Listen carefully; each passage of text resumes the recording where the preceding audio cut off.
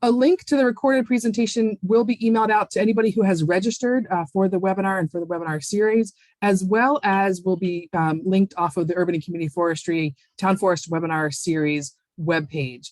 And again, we hope to include these webinars as part of the package of resources that you'll hear more about into this late summer and fall. But since we are recording, I just want you to know and make sure you're aware that your microphones should be muted during the presentation, just to ensure high quality audio.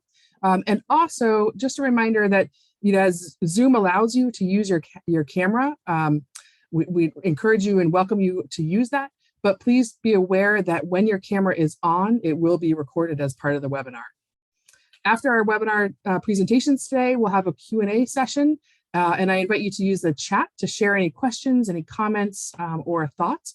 You're also welcome to use the raised hand tool. Again, Zoom allows us to feel like we're in person anyway, and see each other. So if you would prefer to ask a question in person, you're welcome to do that. Just go ahead and unmute yourself and turn your camera on. All right, I think that's it for logistics for today's webinar. Just a quick overview of the plan. Again, for those of you who haven't been part of the series, today's presentation is successfully implementing stewardship activities in town forests. Our webinar will begin with a presentation from Ethan Tapper, who is a Chittenden County forester with Vermont Department of Forest, Parks, and Recreation. And then we'll hear from two community members up in St. Albans, Carrie Johnson and Andy Crossman, who will be sharing a little bit about the work that is going on up at the St. Albans Town Forest. And then, as I mentioned earlier, we'll move into a question and answer period.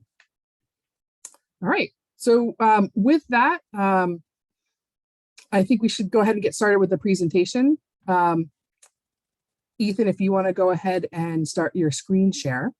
Just by way of quick introduction, for many of you, you probably already know Ethan Tapper. He's really needs no introduction. He's certainly been a force in helping and assisting working with communities in Chittenden County for a number of years now. For those of you who aren't aware or familiar with the role of county foresters do a whole host of activities that wear lots of hats here in Vermont in support of our forests and working with our landowners as well as our municipalities. Everything from Vermont's Use Value program to working with communities to help plan and manage town forests. So with that, Ethan, I'm excited to have you join us today. And I'm going to go ahead and, I guess if I stop sharing, I'll welcome you to go ahead and start sharing your screen and take it away. Great. Well, the first thing I'll just say is that, you know, to add a little bit more information about what county foresters do, the County Forester Program in Vermont's been around since the 40s. And really the primary goal of the County Forester Program is to help the owners of private lands, which comprise about 80% of all the forests in Vermont. Vermont's 75% forested, about 80% of those lands are privately owned, to help them manage their land responsibly and to take care of sort of the public benefits that are coming from those forests. So if you think about it, you know, 80% of our forests are owned by private landowners, and they're producing these massive public benefits, stuff like clean air and clean water, sequestering and storing carbon, providing habitat for wildlife, the list goes on. And so we really have a strong interest as a state in helping those private landowners manage their land better and make good management decisions. And so that's what county foresters do. As you said, we manage this tax abatement program called the Use Value Appraisal Program. In my county, there's about 800 parcels enrolled in that program. And in my county, in each county, we have some role in helping forests manage, or towns, municipalities manage their community forests. In Chittenden County, there's about a dozen of these, comprising a little over 4,000 acres. And so I do a lot of work with them as well. And then I would also say that all of us county foresters are generally a resource for landowners of forested parcels of any size, not just parcels that are big enough to be enrolled in that current use program. You can just call us up and we'll take a walk and talk about what's going on in your forest and maybe give you some advice on how to manage it responsibly. And then we also do a lot of other stuff, outreach, education, just sort of answering this question of how do we elevate the quality of forest management and the health of forests in our county. And in each county, the answer to that question is really different. So anyway, so I'm gonna start sharing my screen.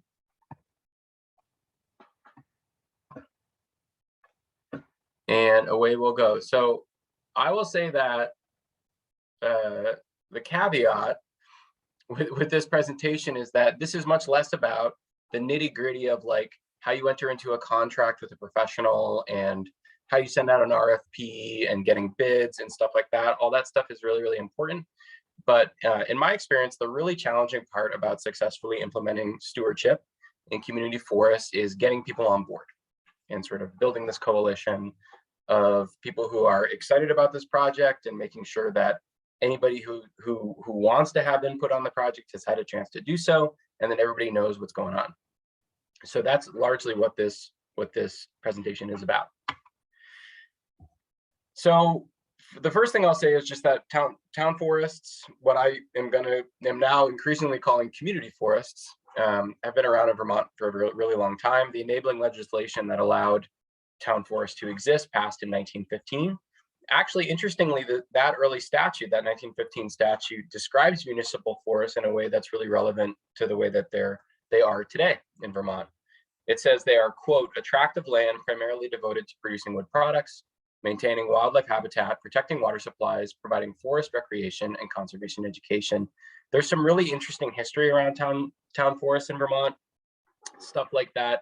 In those early days, the state was paying for a portion of reforestation costs because those are primarily abandoned farmlands, and also for acquisition costs of new town forests. There was an interesting law in 1951 which required that if you were a town and you didn't have a town forest, you had to put an article concerning town forests in the warning for your town meeting. And those early statutes are also what sort of involve county foresters with these town forests. So they give us the commissioner of the Department of Forest, Parks and Recreation, some advisory and management authority over town forests, which now passes to these county foresters. So we have some responsibility towards these town forests, although I would say that each different county forester is involved with town forests to a different extent. Not all of them are really, really involved with them, and some of them, like myself, are very involved. Today, the designation, there is an official process for designating a town forest. That designation is no longer meaningful, except as sort of a ceremonial designation. It doesn't entitle a town forest to any additional benefits. Today, you will also hear town forests called a lot of different things. In my county, they're called community forests, municipal forests, town forests, natural areas, conservation areas, country parks. Basically, what a town forest is, in lieu of that official designation, is it's an area of forested land that a town owns. That's a town forest. Many of these older town forests were acquired by, they were tax derelict parcels that the town took ownership of, or they were just straight up abandoned parcels. Some of them the oldest ones are actually reservoir parcels where towns and villages are trying to protect their water supply and create a water supply for a growing village. Many of these newer town forests are acquired, and this is good for you to know if your community does not have a town forest. They're acquired through conservation partnerships. So they partner up with an organization like a Vermont Land Trust or the Trust for Public Land, and together they go through the process of acquiring a town forest, getting all that funding together, and at the end of the day, that town forest is not just owned by a municipality, but it's also protected with a conservation easement, which protects that land in perpetuity. And I would say that they have all different shapes and sizes, and they're managed for a wide variety of different uses. Town forests are cool, and I just really enjoy working with them and working with communities. They're just really diverse, all different kinds of forests, and used in all different kinds of ways. They're as diverse as the communities that they represent. They're also really interesting public lands in that the management of them is sort of much more agile because it's at a smaller scale. So while you can have input on the management of your state or your federal lands, to be involved in the management of a town forest, you just got to show up to a conservation committee meeting or a town forest committee meeting, at the town hall on a weekday evening, and you can have input into the management of that resource. And so it's pretty cool, very accessible, and public lands. Most of us don't have the privilege of owning land, and so public lands are just really important to giving people access to the outdoors and building a conservation ethic that then hopefully will translate into better stewardship of our forests and our other ecosystems. So one thing I should say is that, throwing words around, like in the title of this presentation, we're talking about stewardship. And in this presentation, I'm largely talking about management. So when I talk about stewardship, what I'm talking about is just the process of taking care of a forest. So stewardship can involve a lot of different things. It can mean painting boundary lines. It can mean paying taxes. It can mean, maintaining access infrastructure, roads and trails and stuff like that. When I'm talking about management, what I'm talking about is actually the process of doing work in the woods, actually managing a forest towards some future objective. So why might we manage? There are a bunch of different reasons. One of the things I really am excited about managing for is biodiversity, wildlife habitat, wildlife refugia, and all these other public benefits that come from our forests. So it's really important that we understand that our forests in Vermont are extremely altered. Probably every forest you've ever been in has been cleared, was a pasture, just 170 years ago. And as a result, our forests are extremely altered, and they need help. And so there are things we can do as forest managers to try and help make them more diverse, and also to help them sort of not just looking backwards, but looking into the future. So help them become more adaptive and more resilient in a changing climate, and as they're facing all of these myriad stressors related to global change, climate change, plus all the other ways that humans are impacting our ecosystems. We might manage them to deal with a biodiversity threat. So we might manage invasives. We might manage, deer population. We might manage some other aspect of forest health that requires us to intervene in that forest in order to help make it healthy. We might manage it to get resources or income that we can then turn around and use for local projects. So this picture that you're seeing here is from a 2007 project at the Heinsberg Town Forest, where they needed to replace their town hall floor. And so they went and harvested ash trees from the town forest, had them milled up and made into flooring, and that's the flooring in their town hall now. Also in Heinsberg, we have used resources generated from selling wood, through the process of forest management. We've cut trees, we've sold that wood, and then we've used that income to deal with invasive species, to improve recreational infrastructure, and to do a whole bunch of other stuff. So it can be a good way to generate resources and to generate income that we can then turn around for conservation benefit or for community benefit. The benefit of forest management that I think I am the most excited about probably is education and demonstration. So we're just recognizing that forest management done well can have massive benefits to our ecosystems, to our communities, to our local economies, and that understanding forest management is really challenging and it's nuanced. And so town forests can be these areas where we provide on-the-ground examples of really good forest management for a wide range of different goals and objectives. And the positive impact that we can do by, say, providing some excellent wildlife habitat on a town forest, or showcasing good management on a town forest, can be greatly compounded by doing all these things in an open, transparent, and inclusive way. So by demonstrating, we're not just, trying to show a bunch of people this one project we did, we're trying to give them the tools to then take the things they've learned and to use that to manage other lands, to inform responsible management elsewhere. And that's what's really exciting about it to me.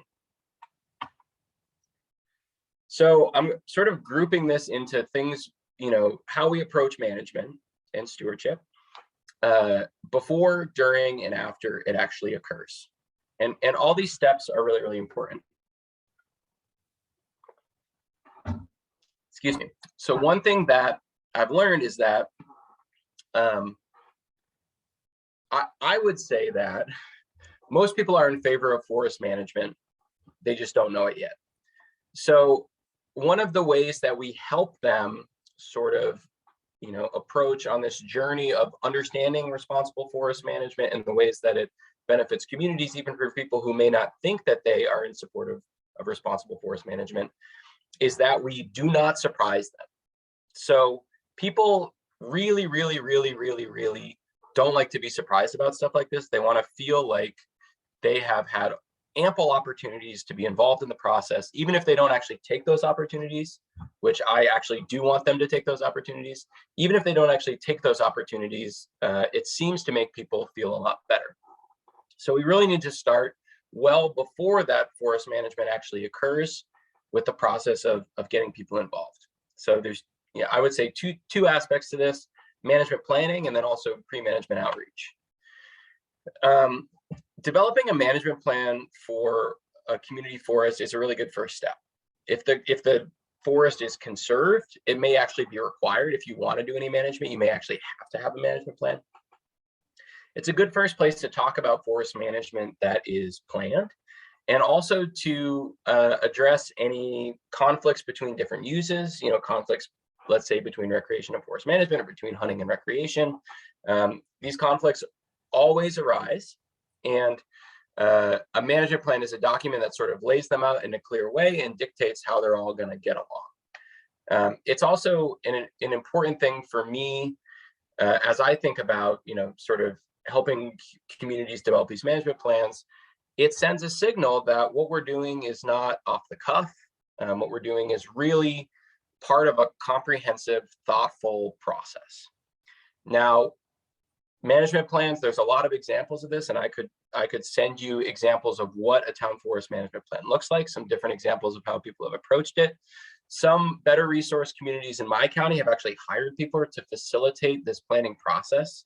So we're trying to do this planning process in addition to doing that forest management in this open, transparent, and inclusive way for those demonstrational and educational values. We also want to do this management planning process in an open and transparent, inclusive way. So some of the better resource communities in my county have hired people to facilitate that process.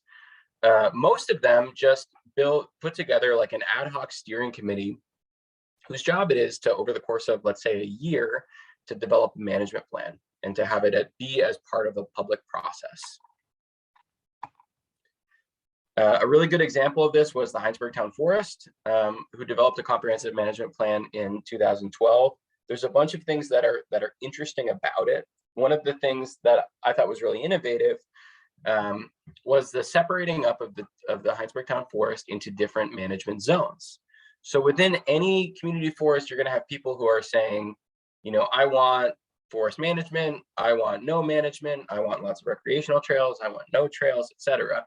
And one of the ways that we can sort of deal with these inherent conflicts and how people see the goal of these public lands, or the value of these public lands, is to divide it up into different areas. So within the Heinsberg Town Forest, there's a reserve zone where no forest management's occurring and there's minimal recreational trail development. There's an intermediate zone where less intensive forest management and less intensive recreational trail development is allowed. And then there's a more intensive zone where more trails and more intensive forest management are allowed. And so it just sort of allowed a lot of these different people to sort of have some part of that process. So it's a compromise. They get a little bit of what they want, and other people get a little bit of what they want. And as a result, we developed this really interesting balance of different uses in different parts of the forest. And I should also say that now they have added a fourth zone, which is a zone where there is no forest management and no trails. The Westford Town Lands was another really interesting project. I worked with them on a forest management plan that I believe finally passed in 2019. And so the inciting moment that got us to start developing this management plan was that parcel to the west, Maple Shade Town Forest, with the help of the Vermont Land Trust, was acquired by the town, I believe in 2018. And at the same time, the school districts were consolidating, and so the Westford School District deeded this other parcel on the eastern side of Brookside Road from the Westford School District to the town. So now the town needed to develop a management plan for the Maple Shade Town Forest, and they also had this other parcel of land. So I said, well, why don't we call these two parcels together?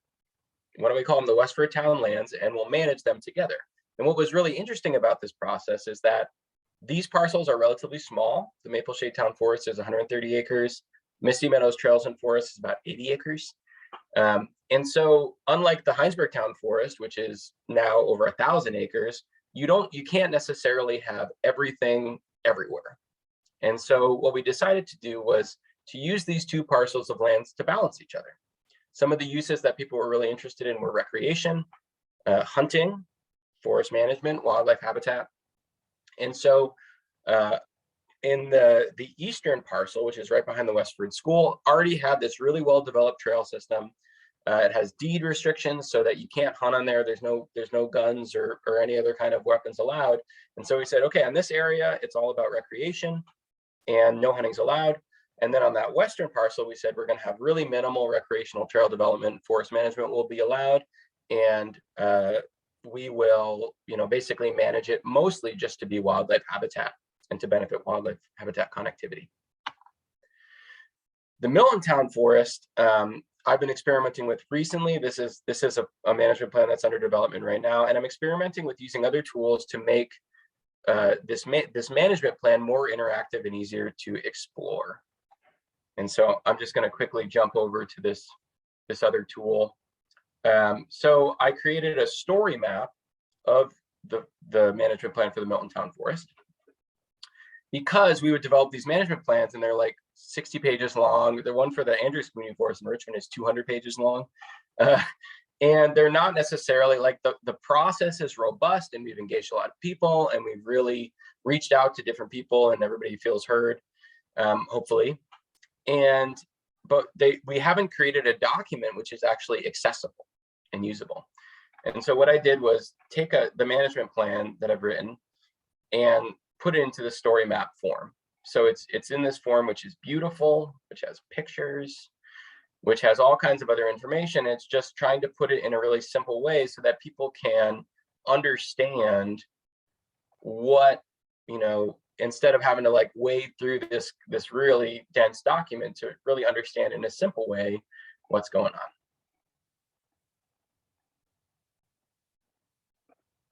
And I can provide you a link to that story map if you're interested.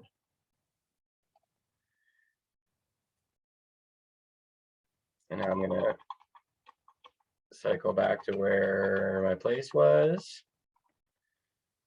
Okay. Whoops. Okay. So management planning is important, right? Because as we're doing outreach for the management plan itself, and as we're hopefully addressing all these other issues, we are also planting the seed that, there's forest management that's prescribed, and this is what it's about, and this is part of the plan. Geez Louise. Oh yeah. Okay. So another part of doing a management project, sort of after that management planning process has happened, is that I've started to start outreach for any management project way beforehand.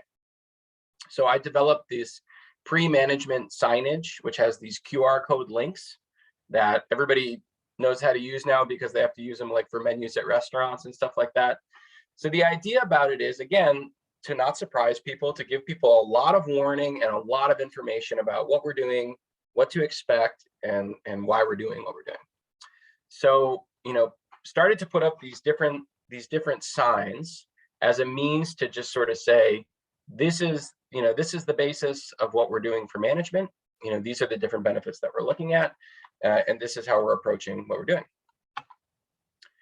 I also have started doing these self-guided virtual tours. So what I'll do is, we'll have a forest management project coming up. We're going to be cutting trees. We're going to be using logging as a tool to, hopefully benefit the forest in some way. And I'm actually going out there and marking trees to be cut. So what I'll do is I'll go out the summer before, let's say if it's a winter project, go out the summer before, mark the trees to be cut, and then I will hang up these self-guided tour signs along with those pre-harvest signs that were in the last slide. What a self-guided tour is you basically, there's an app called Avenza Maps, and you can generate a map that you can use on Avenza. It's called a georeference PDF map. And you can put links to all these things. So someone can scan a QR code, they can download Avenza Maps. They can scan another QR code, they can download the map that they can use to navigate through the harvest area. And on that map is a legend which says, these are what these different markings mean. So if there's a blue diagonal slash, it means that tree's marked to be cut. If there's a pink flag, it means that's where a forest trail is going to be, where the skidders are going to travel and the other forest management equipment is going to travel. And I just really like that because it just empowers people. They don't have to go out with me. They don't have to be a part of a public event. They can go out whenever they want, and they can just look at it and see what's going on. And if they have questions about it, there's another QR code link for people to ask me questions. Okay, so that's all stuff we do beforehand. Now, during forest management, it's also really important to get people involved in this process. So there's a few different components of it. Public events are really important, highlighting different benefits, and also engaging in partnership. So I'm really into doing these public events, and I've been really excited about it. I think many of you may have heard about one of these events in one way or another, just because I do so dang many of them. But it's just really important that you give people an opportunity, not just to like read about what you're doing or hear about it or whatever, but to actually see it in action and to sort of demystify this process of forest management that makes a lot of people uncomfortable. And I had an epiphany about how we actually do this when, you know, I was doing these forest management projects, and I would do these public walks, and I would just say, come see some forest management, you know, come see, you know, some, you know, logging at the Heinsberg Town Forest or at the Preston Bond Conservation Area or whatever, and just sort of said what I wanted to showcase, and you get 10 people or 12 people or 15 people. And then one time, Andrea Shortsleeve, who's in that picture on the right, and I decided to do an event together, and we called it a wildlife event. Andrea's a wildlife biologist with Vermont Department of Fish and Wildlife, and we got 40 people. And so then, you know, and we just sort of did that event. We looked at a lot of the same stuff, but we also sort of looked at it within through the lens of wildlife and wildlife habitat. So then I started to think this is really interesting. So how can we frame different events in different ways that will engage different people, that will trip whatever that trigger is in someone's brain that says, I'm going to go to this thing. So we started doing all different kinds of events about wildlife, about forest birds and managing for forest bird habitat, about managing for carbon sequestration and storage, and also climate resilience. We started doing events about how we manage forests in the context of emerald ash borer. And we started getting really good results and getting buy-in from people who were not attending when it was just called, you know, public forest management event or whatever. Now I also realized that it was important to offer events in different ways and to offer different types of events. So not everybody can or will go on a walk in the woods on the weekend, which is when most of these events were. A lot of them were in the wintertime. You know, not everybody is comfortable in that context. So it's really important that we offer different types of events, virtual and in-person events. In-person events that don't require walking, like doing evening presentations at the library. I've also experimented a little bit with doing cultural events. And this came from someone who used to work for Fish and Wildlife, the Vermont Department of Fish and Wildlife, Tom Rogers, who told me that, he said, your message, the thing you want to share is like the 30-second ad at the end of an hour-long program, that you want to like get people there, get them excited about something, and then your actual message that you want to talk about is like the footnote to that. And that's how you get people excited about stuff. So we did a Heinsberg Town Forest History Night, which is what you're seeing a picture of it here, about 80 people in attendance. We did a storytelling night with Bill Torrey, who's a logger who is now a Moth Story Slam champion storyteller, and who logged the Heinsberg Town Forest for 50 years or 40 years. And just got a really interesting cross section of the community, and got a chance to, you know, put in a plug for the work that we're doing and trying to get people involved, but in a completely different way. Other forms of outreach that I've experimented with, written articles for local newspapers. That's an article I wrote for the Heinsberg Record. We put out press releases. One of the interesting things about putting out press releases that sometimes you get picked up by local radio or TV stations, and that has certainly been the case for these projects. And also cross-publicizing with different partners. Here you see Pat Maynor, of Chair of the Town the Heinsberg Town Forest Committee on Across the Fence. There has been a number of other interesting sort of like cross-pollinations that we've done with Across the Fence is a product of UM Extension. We've also done stuff with Vermont Land Trust, Audubon Vermont, and some of these other partners.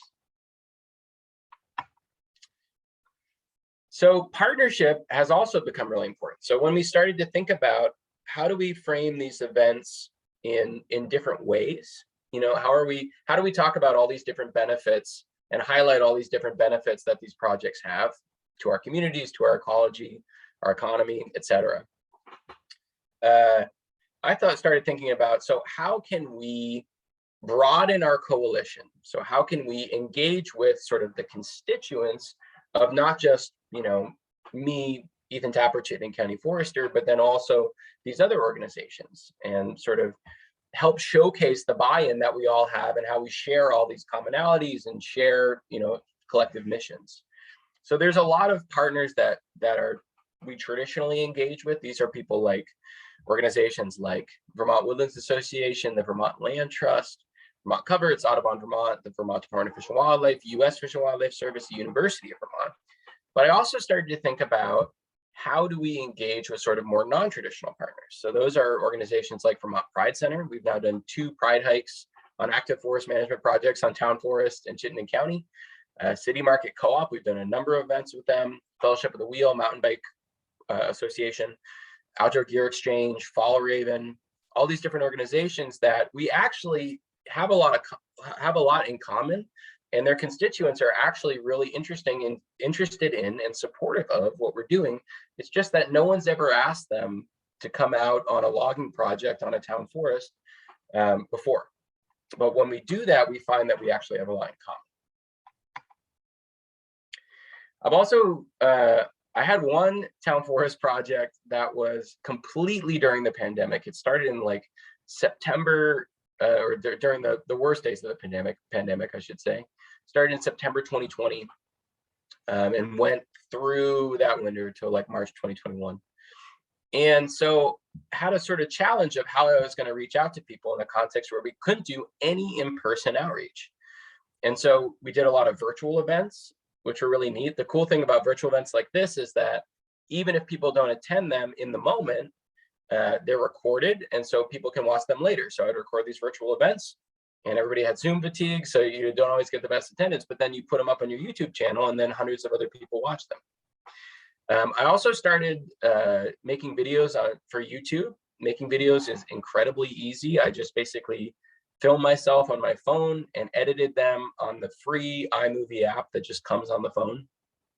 And, you know, made these 3 5-minute videos talking about what's going on in the woods and just generally sort of the ideas behind how we're managing the forest. That was the first time I did one of those self-guided tours. So give people the opportunity to just go take a walk through the harvest area, look at the markings, and ask questions about it.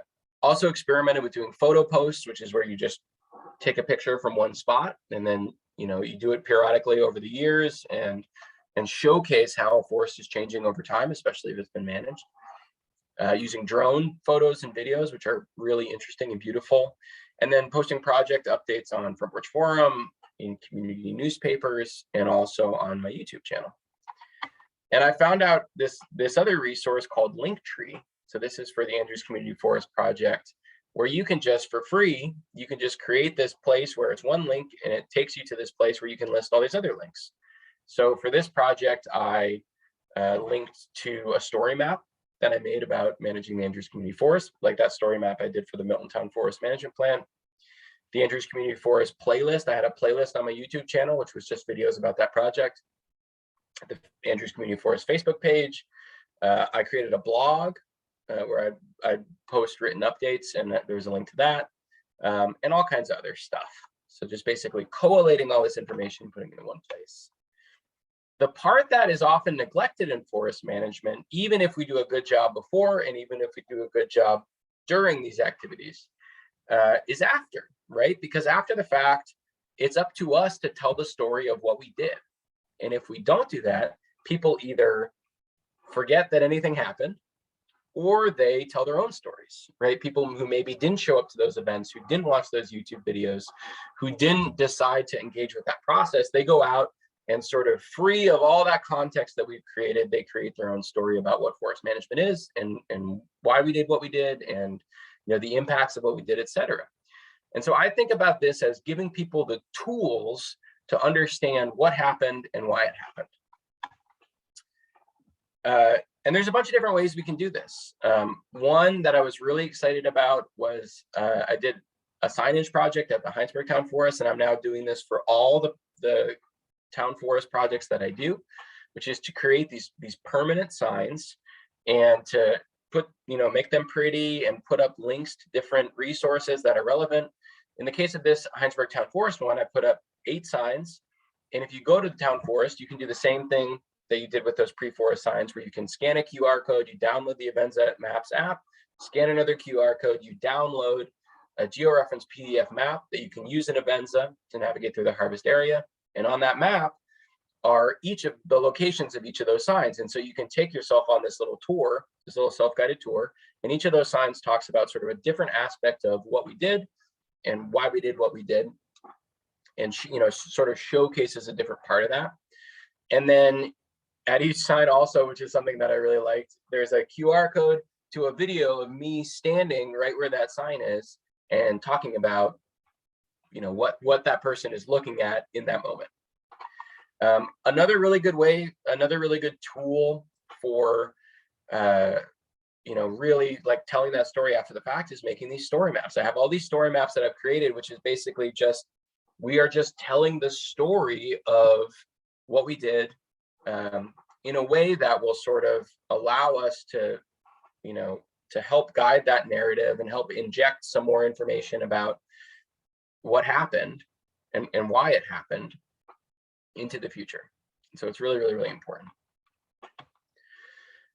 And so how do we do all this stuff? So there are a bunch of resources we have. These are organizations and people that want to help communities do this work and want to help them do a good job. These are resources like county foresters. So if you are in Vermont, you have a county forester, and most county foresters are really excited to help communities manage their community forests.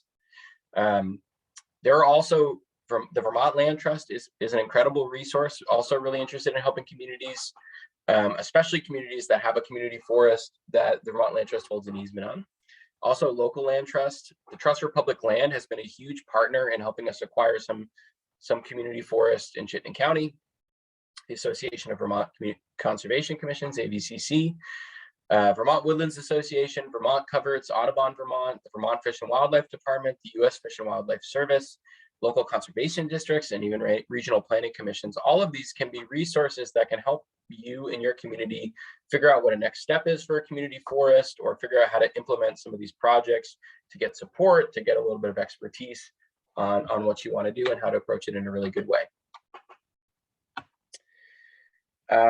If you want to learn more about these projects, you can check out that top QR code is a story map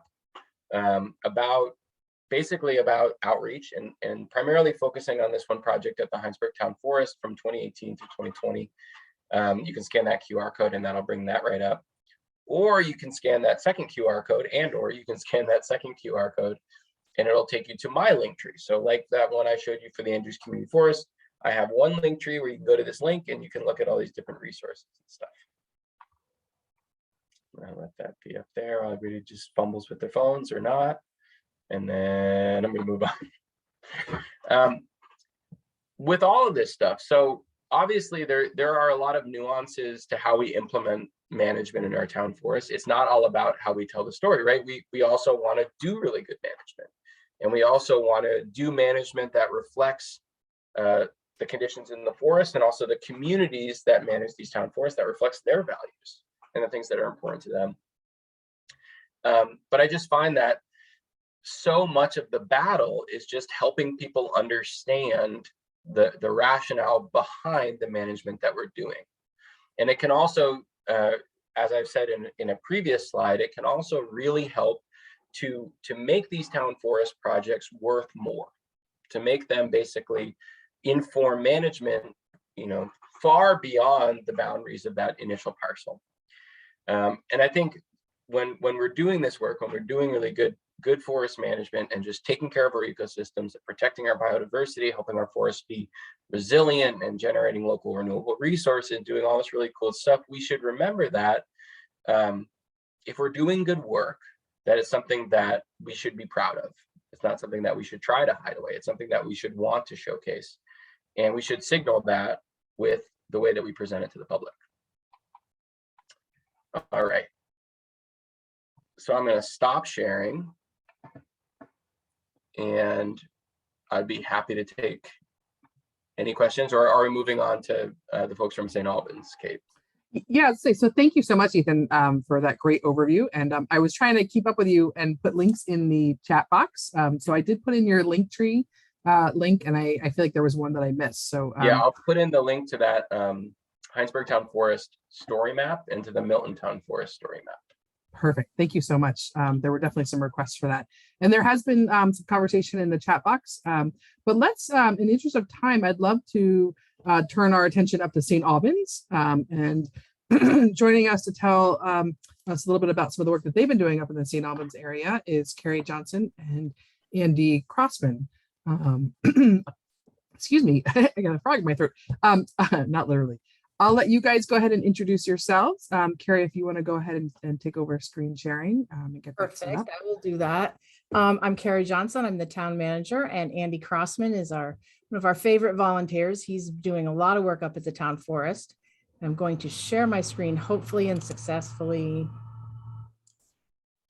And just while she's doing that, I'm the president of Franklin County Mountain Biking, very connected with Fellowship of the Wheel and across the state with VIMBA and trail maintenance and sustainability.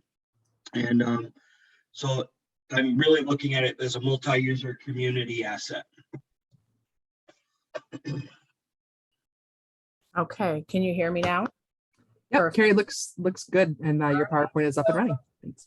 So St. Albans, I'm not sure how many people from the various parts of our state are here, but is in northwestern Vermont. The town forest is a 160-acre parcel that is about 2.5 miles from another well-known rec area called Hardack, which just recently was in the news for having opened up a community pool. There's a lot of good trails up there as well, but we're talking about the town forest that's at about 2.5 miles away from there. And we do have, some very good signage there. So the history for us is that the town has owned this for about 25 years. Not a lot has gone on up there in our 160-acre parcel, partially due to inactivity and partially, as Andy's pointed out most recently, because we had some water issues, some drainage issues on the side of the hill there. We did have at least 2 or 3 different efforts by the VYCC. They did some great trail maintenance and some reconstruction for us, and also have done a little bit of maintenance. In 2015, though, I think that's when we had one of our big watershed moments here. That Nancy Patch, our county forester, goes back to, and this wasn't planned with Ethan actually, but she was a really big help with pushing a master plan for our town forest. And right about that same time, she helped work out, and something that's not part of this presentation, creating some bird habitat in our town forest for about 5 different areas. So that was pretty fabulous. But the town forest plan itself was, with the help of Sinuosity, created the framework that we then jumped off to get to our next phase. But that town master plan kind of initiated and sparked some interest of a bunch of some non-traditional partners to come forward and see what we could do and how we could implement that plan. So I'll get into that a little bit later, and then Sinuosity in developing that plan worked at also helping us not only create the plan, but then find some grant funds, at least gave us a draft on how much it would cost and what we should look for at the community level. So we worked really hard with all of our community partners, including the mountain bike association, Rise Vermont, which started here locally and then went statewide. And some of the funding sources that came are representative of all the different partners that got involved in that process. Because when we got this plan, there wasn't a lot of organic support locally for the town forest. There's a lot of budget pressures, and we were searching for almost $45,000, which seemed like a really big ask at the time. The select board wasn't really eager to spend that on one part of the town when there was a lot of constraints on that. So the happy part is, as you can see in this slide, we actually found that funding, and then Sinuosity, after going out to bid, constructed that trail for us. So before that, we had done as much as we could at the volunteer level. So this is representative. This is our how we got to the funding source. I mean, before we got here, we sat around for, I tried, as the town manager, obviously I'm involved in the budget process. I tried for 2 or 3 years to get some support to start this work, but we had just been thinking of it as a one big apple to bite off from, and they were not buying in on that. So much to Ethan's earlier point, you have to just keep trying, and sometimes it's the low tech stuff that works. So we had a rep at one of our park meetings say just look for $5,000 to $10,000 at a time, and we'll eventually get there, and we did. So the state of Vermont contributed 15. The town itself provided some seed money.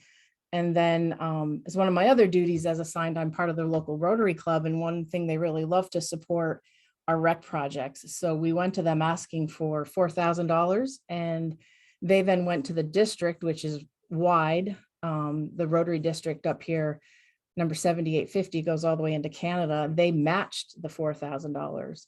So that also kind of triggered more money from Rise Vermont. And then the Mountain Bike Association gave us funds on top of the countless hundreds of hours they gave us actually doing trail maintenance and trail construction projects. So that was pretty amazing. Andy can maybe speak to how many hours were put in there. I know we only have 10 minutes, so. Yeah, it was a lot. Go ahead, Carrie. Okay, we'll go to the fun part, which is the pictures soon. So we did hire Sinuosity. You know, I guess I touched on it earlier. VYCC did some great work up there. But we got to the point where we needed to get some repairs and some construction done that required equipment, you know, real professional to go up there and work through some of our problem areas. They took that and ran with it. It's a phenomenal job. This is an example of some of the work. They used their tiny little excavators that get in there where, you know, our human powered labor can only get so far. This is another example of some work they did.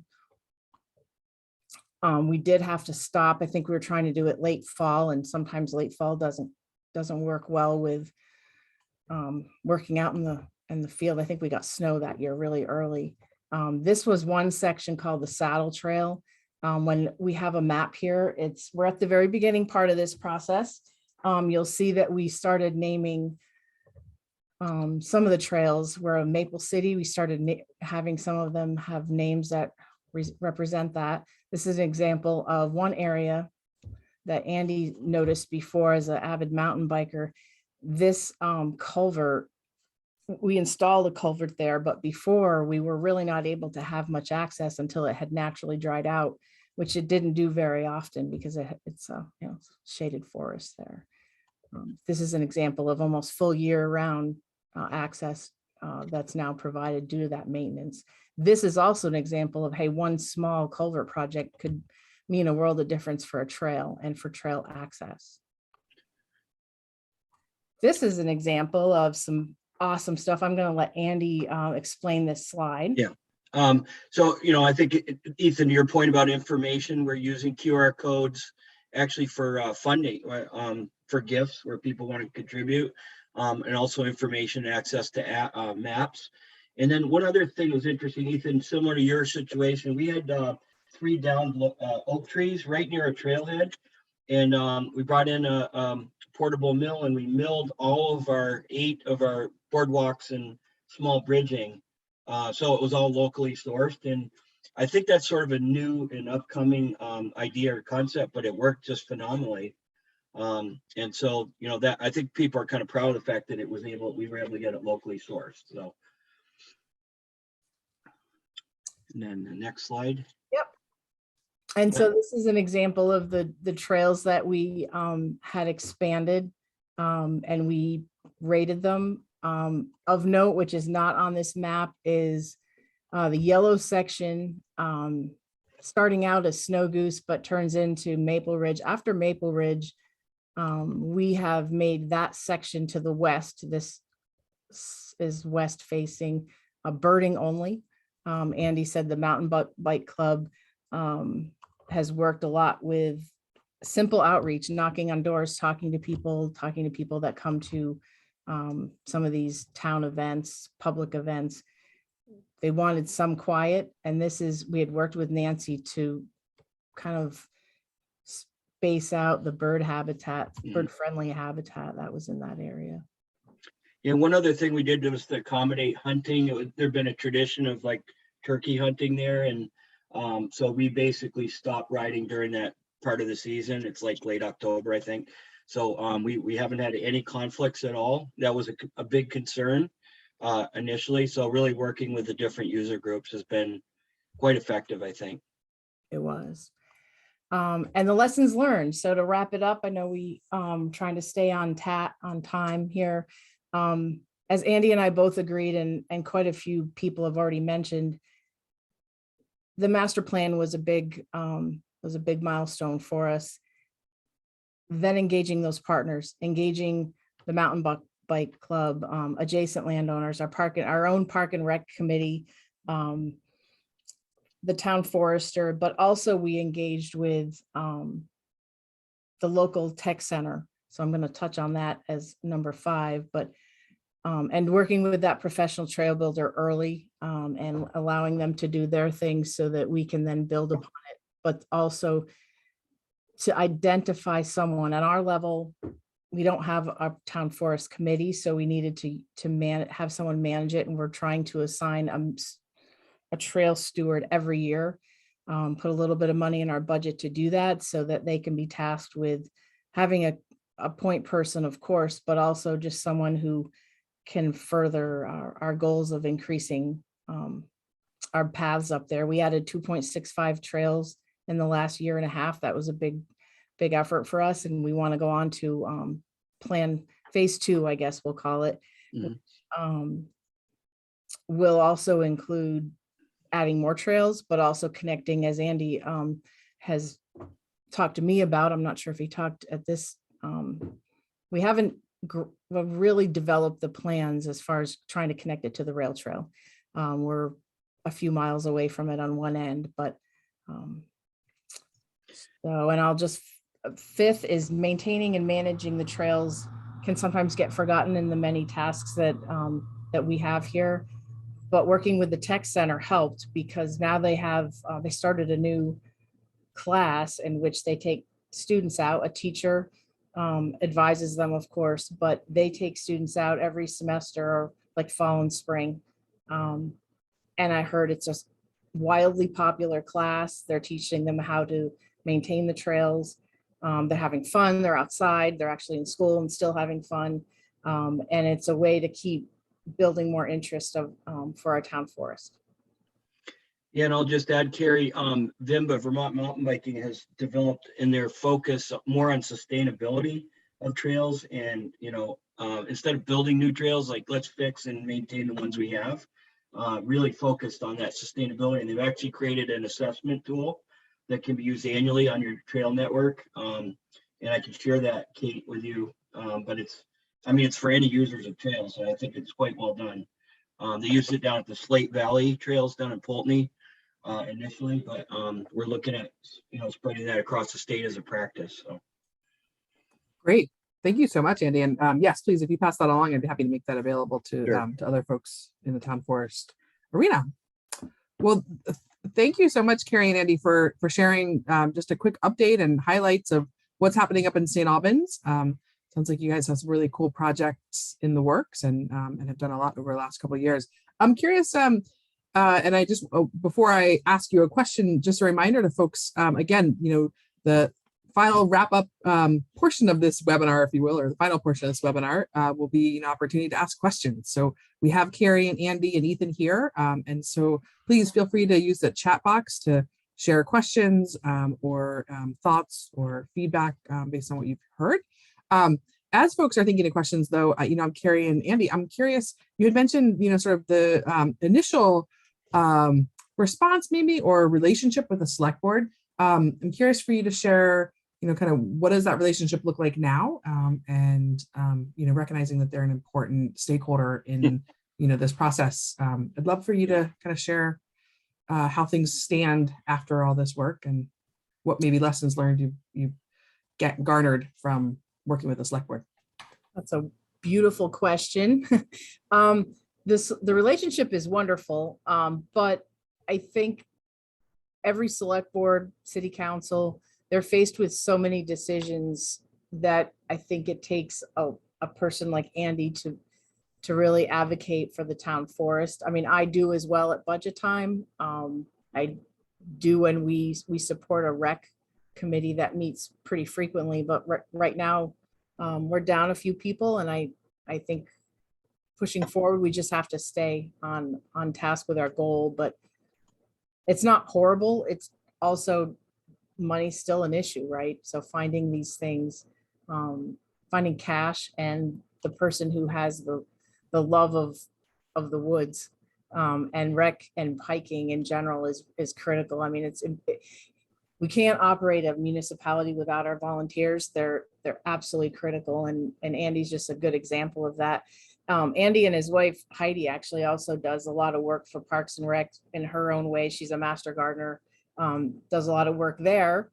So there's just examples of this everywhere in a municipality of people that go above and beyond to help make their communities better. So we want to continue to encourage that. Yeah, and I think the pandemic was a wake-up call or a window of change in a refreshing way.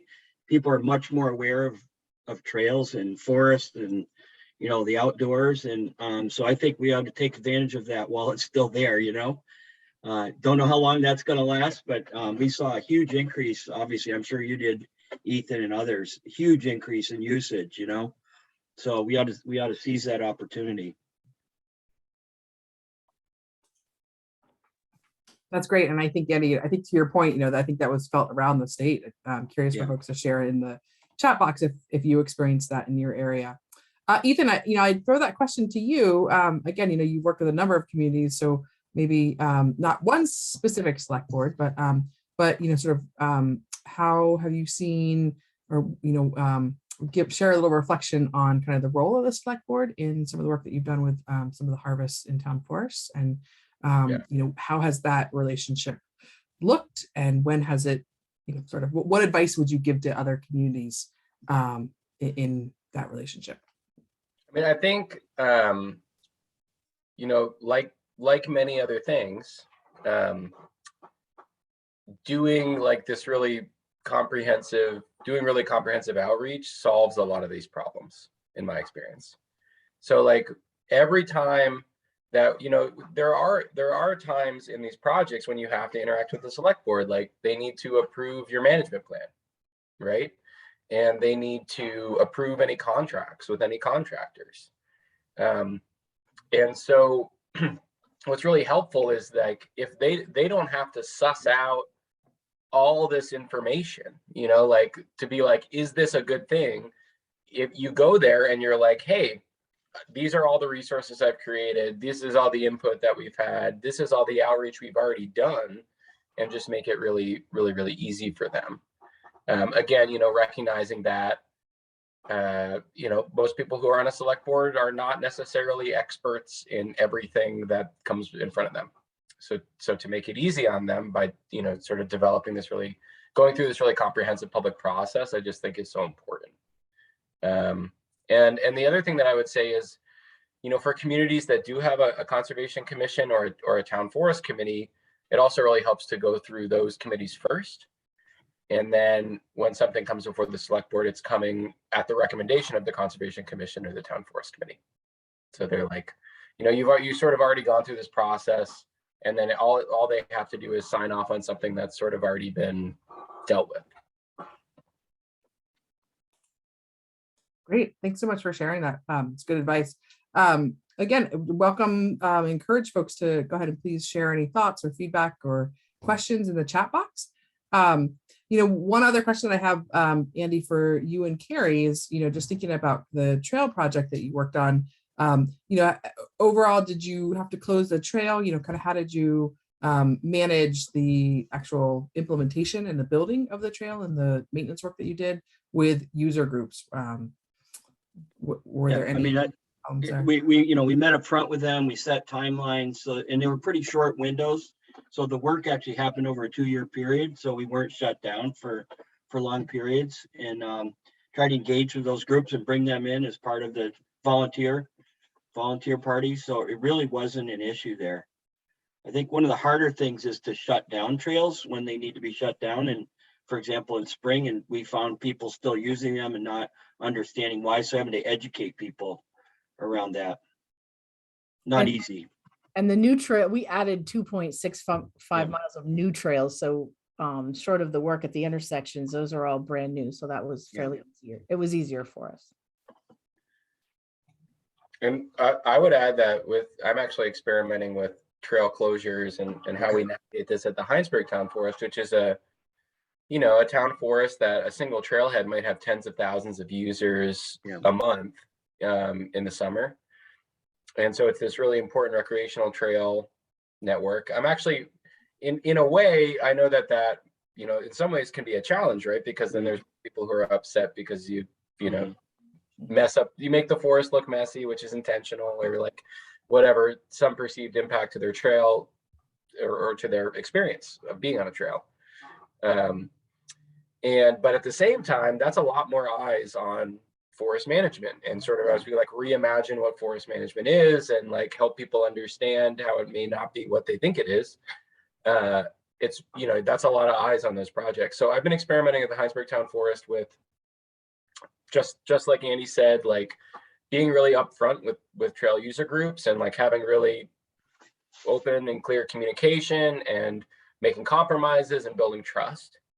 And then also showing them that we're doing everything we can to minimize the trail impact. So we have this there are 3 trailheads at the Heinsberg Town Forest, and we're working off one of these trailheads right now. And so what we're doing is basically dividing up the management area into 2 sections that are going to be worked on 2 successive winters, each of which will allow half of the trails off that trailhead to still be accessible. Okay. So we're going to close half the trails off this one trailhead and sit over 60 acres, again, of a 1,000-acre forest. And then we're going to clean them all up, and then we're going to reopen them. And then the next winter we'll go to the other one. And at no time will that trailhead be closed, or no time will the trails be closed. And I think that they really appreciate that. But it's a process. And then the other thing we're doing is, again, because funding is a problem for all of these community forests. So we're generating revenue, which we're then turning back into the town forest. And then we're giving a portion of that revenue to Fellowship of the Wheel, the organization that maintains those trails, which also helps. That's great. And Carrie and Andy, in terms of the work that you guys have been doing up in St. Albans, it sounds like most of that was grant funded. Do you have a conservation fund or a town forest fund to support future projects in the town forest?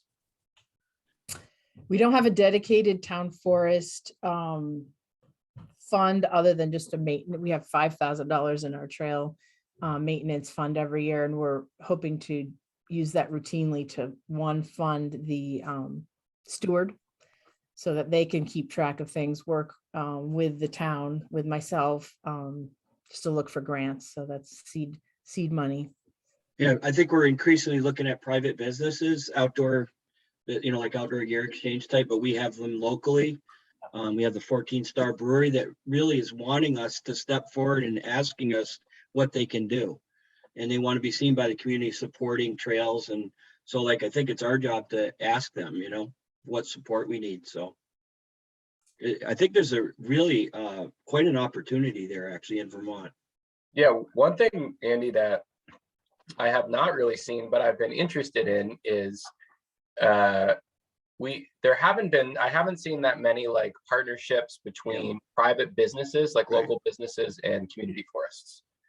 So like, you know, I've thought about it. Yeah. It just never been able to make it happen, but I think there's a real opportunity there.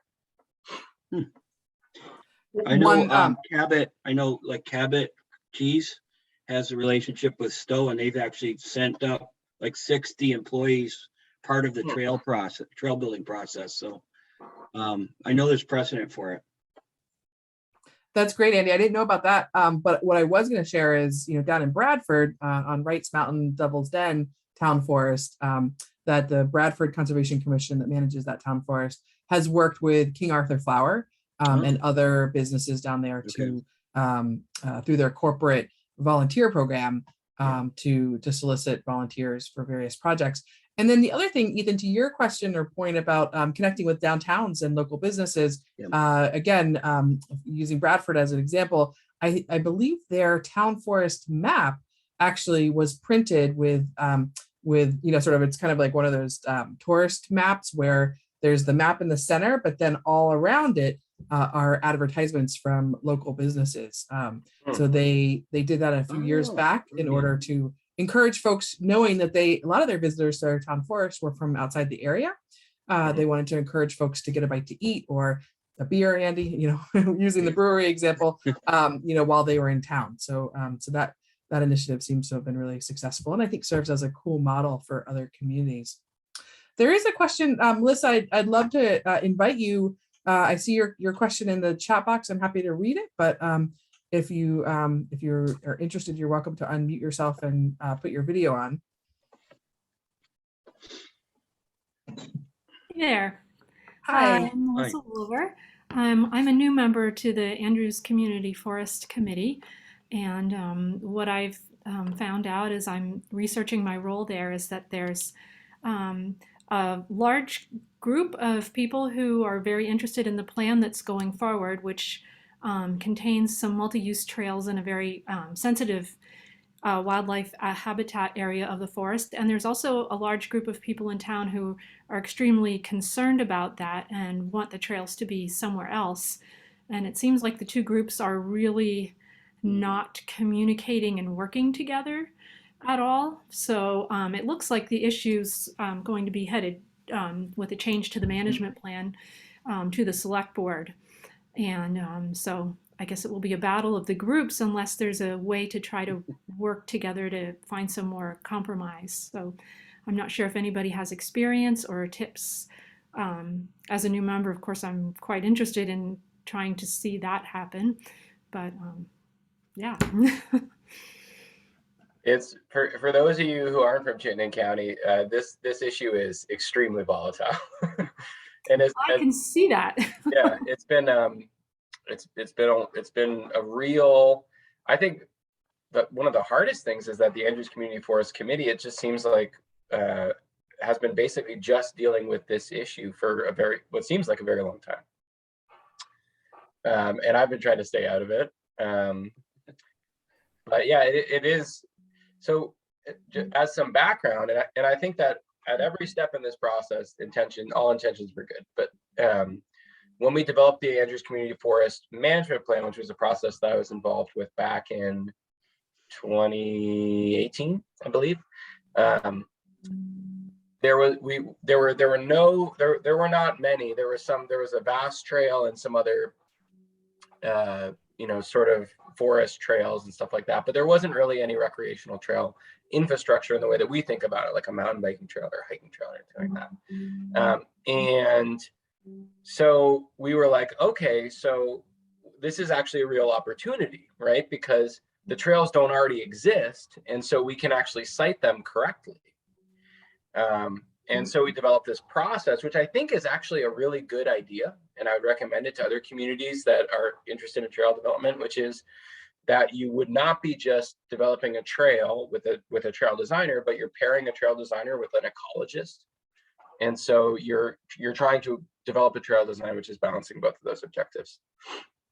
And I think that that's actually a really good idea, you know. So they put out an RFP, and they had actually Sinuosity and these ecologists, Arrowwood Environmental from Huntington, sort of come together to develop this plan. And then sort of like the argument is about if that plan actually accomplishes those objectives or not, and sort of that's where the point of it is. But I would say that I think that actually the process that was developed was really cool, and is something that other towns really could, you know, I believe should aspire to build trails that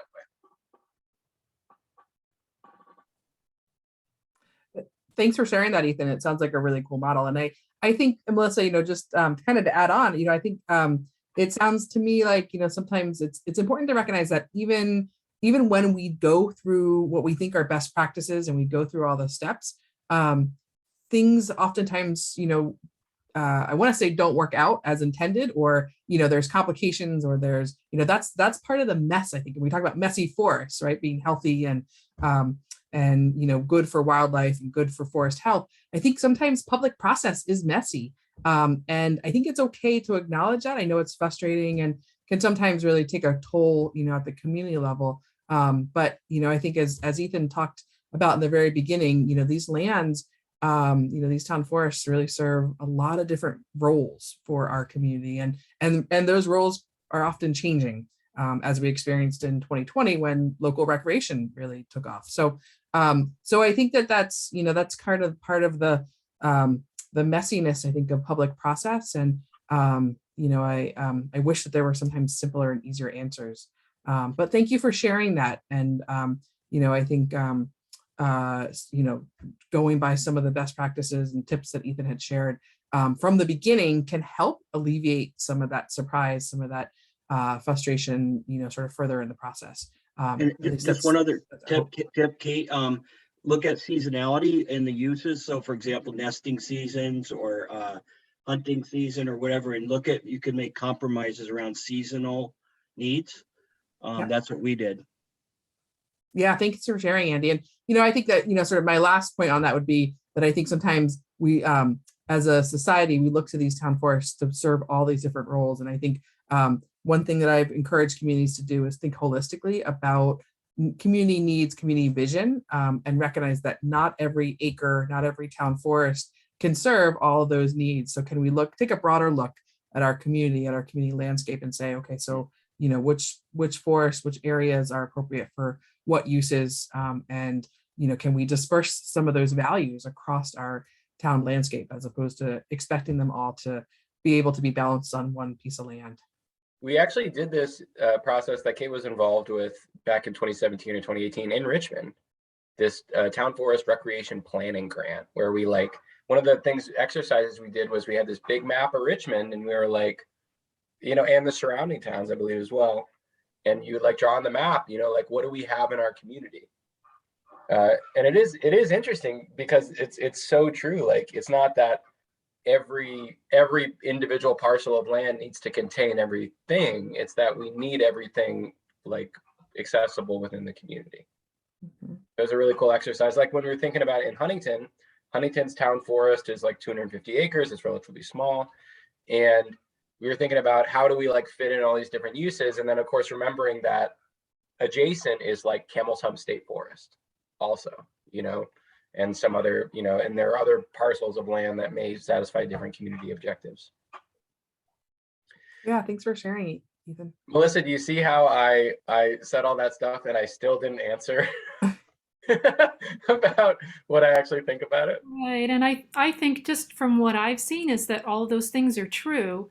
And, you know, from the 2018 visioning, that the vision and then the boot, you know, where the rubber meets the road are where this is getting really sticky. Yeah. Because all of those things that people said they wanted can't all fit, right.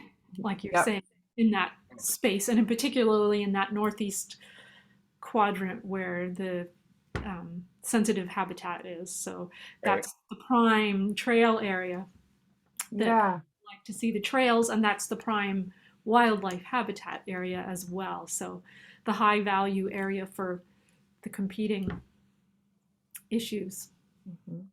I often like to think that sometimes it's these challenging situations that drive us forward, right? And like Ethan said, sort of it's thinking about like, okay, so knowing that trails and ecological sensitivity are an issue, let's rethink about how we're designing trails. Let's bring that lens into our work. And so, I know it may not necessarily provide a whole lot of solace given the situation right now, but as an eternal optimist, I like to think out in 5 years, I think we'll hopefully have some lessons from that experience at the Andrews Community Forest to be able to share out with other communities, and the community will be in a better place. Alan, you had your hand up earlier, and I just want to give you an opportunity. We'd love to hear from you. If you have some questions, feel free to Yeah, my question is just, the Andrews Community Forest, is that the same as the Richmond Town Forest? Yeah. Oh, okay. That was my question. So I'm from Duxbury, and the Duxbury Land Trust, we have a conservation easement on our town forest that was donated to our town from Forest and Parks. So the state donated this land that was kind of a part of a non-contiguous part of Camelstone State Park. And I've been frustrated because I did a lot of work making this happen, getting the easement, working out the easement details and working with the town. Kind of got like a go-between between the state and the town and our land trust. And they have a committee that's really not interested, it doesn't seem, in having public access. There's kind of people live on the road and it's like their backyard and they don't really want much access. And so not a lot has been happening in terms of the uses of the town forest. And the big thing now is to try to provide a better access. There's no place to park. There's just a chain across the end of the road, and there's no place to park except turning around in someone's driveway. So, to work on, hopefully with a new select board person who is the liaison with the town forest committee. I think we can maybe restart the town forest committee with some other people and have the select board look at some of these issues to try to get it going again. So so I know that kind of following things along in Richmond from time to time and seeing how they've come a long way recently. So we'd like to emulate some of theirs progress, but without maybe some of this.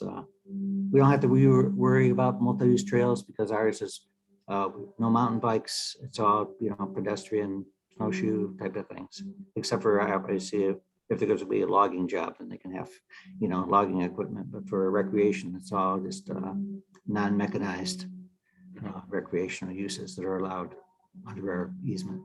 Yeah, Alan, it's reminded me of an issue that we've struggled with some other community forests in Chittenden County, especially with the increase in use over the last couple of years, which is the difficulty. Like when you put in recreational trail infrastructure, it's very difficult to then dictate like how much is too much. For instance, in the Hinesbury Town Forest Committee, they really are supportive of recreational trail usage, but they're also concerned, about how do we mitigate too much usage? How do we put a cap on it? It's really hard to do. Right. Campbell's State Park is a good example of that. Look at the uses has gone way up, and now they're and then the other thing is like neighbors are, when you install recreational trail infrastructure, which is something that, like, again, most people don't own private land. They don't own their own piece of land. They need to access public land if they're gonna be able to be in the woods. And the way that most people access public land is on a trail. So I am very cognizant of the value of that. But I know in Duxbury, this is also a volatile issue with like where people park, and some people don't want so many people on the road, and that will always just be a compromise, to folks like that. And there'll always be, anytime I say in the woods, I say anytime you let people into a place, you're potentially signing yourself up for some unintended consequences. There could be like trash, and there could be someone could make a fire somewhere they're not supposed to, and somebody could get into some trouble or whatever. Right. It's just always something that's going to be part of it, but that also that access is still so important in my mind. So thanks. Great, thanks, Alan, for sharing that question and for sharing a little bit about what's going on down in Duxbury. As kind of a wrap-up question, recognizing that sort of all the town forests throughout Vermont are in different phases and stages of planning and stewardship. I'm curious, for everybody's thoughts on kind of how to get started. Recognizing sort of seems like some of the forests that we've been talking about today and are fairly well along, if you will, on kind of that spectrum of engagement, right? Sort of community engagement, but also planning and stewardship practices. Do you folks have Andy and Ethan and Melissa? Please feel free to chime in as well. Any thoughts or tips or advice to communities that are sort of at the early stages of getting started? I mean, where to start? How to get balls moving for communities like Duxbury that are kind of on the early end, if you will, of that spectrum. I don't know if Carrie will toot her own horn, but we've had one-on-one conversations with the private landowners, the adjacent landowners, and asked them what they needed. Like, we'll do things, the town will do things for them outside of our road coming in. They will do things to help those landowners. It might be signage, it might be other things. So really trying to address their concerns, and going even farther, maybe. Just a suggestion, but it seems to be working well. I think as far as getting started, I mean, I guess it depends. So one thing I would say is that if your community does not own a community forest and you're interested in owning a community forest, the first thing I would do is I would reach out to the Vermont Land Trust or the Trust for Public Land and let them know, especially if there's a parcel that you're like particularly interested in. All of these, there's a bunch of new community forests in the state, and most or all of them are supported. The acquisition process is not something a community had to undertake on their own. They undertook it in partnership with one of these conservation organizations. And I just cannot say enough good things about both of those two organizations. The other thing I would say is that for many of these community forests, even when they actually establish a committee, a town forest committee or a community forest committee is like a turning point in the stewardship of that forest. So like having a committee, ideally like a normal town committee that maybe even has like a town staff member on it, or like helping administer it. But even an ad hoc committee works, is really important. I would say that's a really good starting place. And I would also say that reach out to some of those resources that I listed and just take an inventory of like the people who want to help you, because there are organizations and people who are there and who want to help you. So County Forester is one of them. Some of these conservation organizations like the Vermont Land Trust are others of them. And there's a gajillion other examples of people who have resources and have advice and have help for you to address some of those many challenges that are faced when you're managing a community forest. Great, thank you so much, and thank you so much to you, Ethan, for joining us today, for sharing your expertise and your experiences in Chittenden County and beyond. And thank you, Andy and Carrie, for sharing your experiences and wisdom and letting us know what's going on up in St. Albans. I feel like part of the beauty of these webinar series is getting a little window into what's happening out there, especially as we're coming out of COVID. I think we're all sort of looking for opportunities to reconnect, and it's really exciting to see all of the different projects that communities like yours have been working on and engaging in over the last couple of years. So thank you both for joining us today. Thank you for all the work that you're doing for the town of St. Albans and for the town forest up there. And again, just wanting to thank everybody for taking the time to join us today and being a part of this conversation. Just a reminder that this webinar will be recorded and will be available on the Urban and Community Forestry website after the session today. And we'll also be sending out, Ethan, maybe I'll follow up with you for that list of resources and make sure that we get these links out so that folks have access to all the great resources and examples of projects that you've been working on that you shared today. So thank you again, everybody, for joining us and Thank you, Kate. participating. Yeah, thank you, Kate, for setting this up. It's helpful. Thank you for having